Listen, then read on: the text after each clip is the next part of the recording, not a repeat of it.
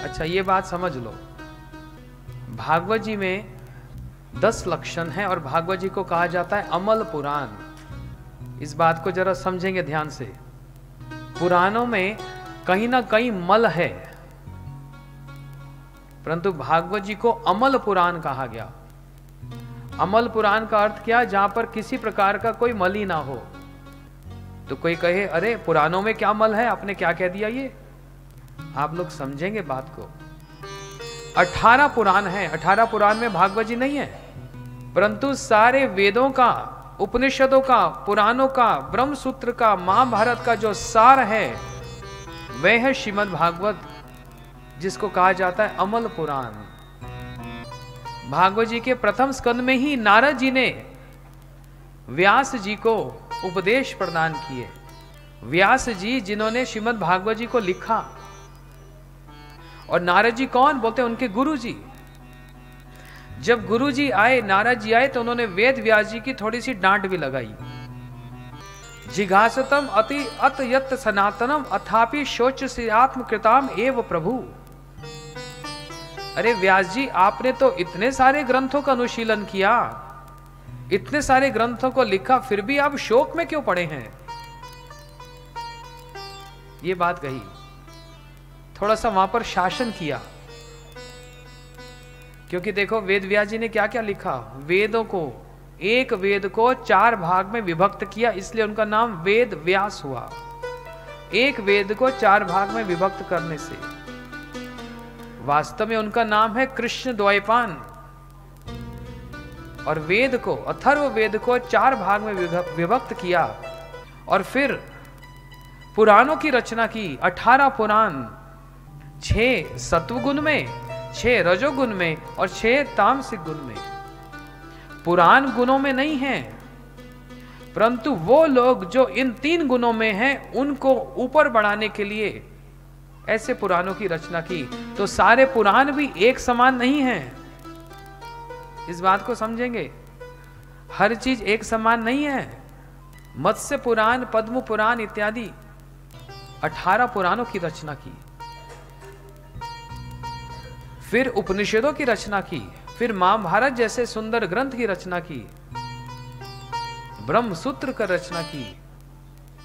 जन्मदस्य यतः आनंदमय अभ्यासात अनावृत्ति शब्दात, ऐसे सूत्रों में ही उन्होंने बहुत कुछ कह दिया, लेकिन उसके बाद भी उनका मन विचलित है, शांत नहीं है। तो नारद जी ने कहा, हे वेदव्यास जी, आपने क्या किया? पहले से ही जीवों को कुछ ना कुछ प्राप्त करने की बड़ी इच्छा रहती है।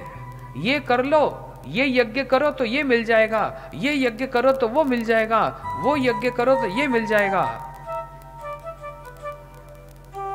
प्रथम स्कंद में ही वर्णन आया, इन देवताओं की उपासना करो तो ये प्राप्त हो जाएगा,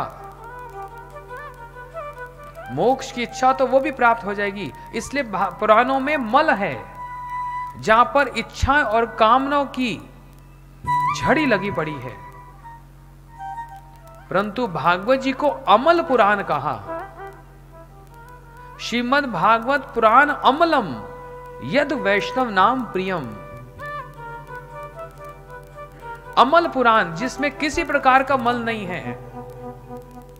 और द्वितीय श्लोक में तो बात को स्पष्ट कह दिया, धर्म प्रोजित कैतव अत्र परमो निर्मसरनाम सताम वेद्यम वास्तम अत्र वस्तु शिवदम ताप त्रायण मूलनम। श्रीमद् भागवत महामुनि कृते किम व परैरीश्वरा सद्यो हृदय वरुद्धति कृतव्य सुशिव्य तत्क्षणात्। ये भागवत जी कैसा, जहां पर सारे धर्मों को निरस्त कर दिया गया, धर्म, अर्थ और काम और मोक्ष को भी जहां पर खंडित कर दिया गया। ये भागवत जी में नहीं है। जो श्लोकों से परिचित हैं वो समझेंगे। तो क्यों लिख दिया फिर धर्म प्रोजित कैतव? पढ़ो अच्छे से। यहां पर भागवत जी को अमल पुराण एक ही बात कही। इसको पठन और पाठन और श्रवण करने से पंचम पुरुषार्थ, श्री भगवान की भक्ति, श्री भगवान का प्रेम प्राप्त हो। बस यही भागवत जी का एकमात्र उद्देश्य है। धर्म, अर्थ, काम, मोक्ष नहीं। ये पुराणों में मिल जाएगा, लेकिन भागवत जी महापुराण, इसमें इससे अधिक कुछ मिलेगा। क्या मिलेगा? प्रेम प्राप्त होगा।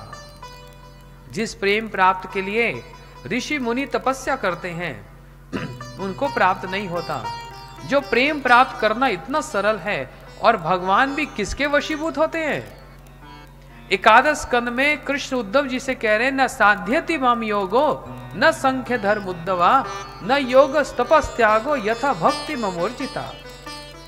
हे उद्धव, मैं योग के द्वारा, यज्ञ के द्वारा, व्रत के द्वारा, तप के द्वारा प्राप्त नहीं होता, जैसे मैं भक्ति के द्वारा, उस प्रेम के द्वारा प्राप्त होता हूं। इसलिए सबसे ऊंचा यदि कुछ है तो वो प्रेम है, और उस प्रेम प्राप्ति का सबसे बड़ा साधन क्या है? भागवत जी का श्रवण है। सद्यो हृदय अवरुद्धति, कितनी बड़ी वरदान दे दिया भागवत जी में कि किसी ने अभी भागवत जी सुनी भी नहीं, परंतु मन में इच्छा है, मैं सच में वैष्णव विधि से और वैष्णव के गुरुजनों के मुख से मैं भागवत श्रवण करना चाहता हूं या चाहती हूं, अभी बस कामना मात्र की। तो भागवत जी कहती है सद्यो, उसी समय हृदय अवरुद्धति, भगवान हृदय में आकर बंध जाते हैं, अवरुद्ध हो जाते हैं। तत्क्षणात, उसी समय उसकी श्रवण करने की इच्छा मात्र से, अभिलाषा मात्र से। और जिसने संपूर्ण भागवत श्रवण कर लिया मनन करते हुए, वो तो फिर गोकर्ण जी के द्वारा भागवत उच्चारण होने पर धुंधकारी जैसे प्रेत योनि में पड़ा हुआ व्यक्ति भी वैकुंठ गति को प्राप्त कर सकता है। हम यहां पर स्वर्ग प्राप्ति के लिए नहीं बैठे, हम यहां पर गोलोक वैकुंठ की प्राप्ति के लिए बैठे हैं।